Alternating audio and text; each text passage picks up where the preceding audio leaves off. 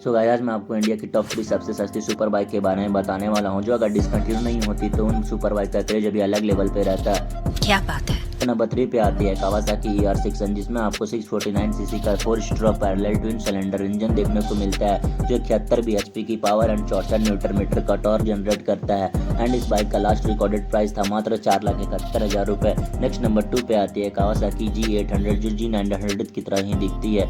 इसमें हमें 806 सीसी का इनलाइन 4 सिलेंडर इंजन मिलता है, जो 111 bhp की पावर एंड 83 न्यूटन मीटर का टॉर्क जनरेट करती है। एंड इसका लास्ट रिकॉर्डेड प्राइस है 7.5 लाख रुपए। एंड नंबर 1 पे आती है बेनेली 600i। इसका BS4 वेरिएंट आता था 600 सीसी के इनलाइन 4 सिलेंडर इंजन के साथ, जो 84 bhp की पावर एंड 54 न्यूटन मीटर का टॉर्क जनरेट करता था। एंड इसका लास्ट रिकॉर्डेड प्राइस था मात्र 6,17,000 रुपए। वेल गाइस, ऐसे ही और वीडियो देखने के लिए चैनल को सब्सक्राइब भी कर लें।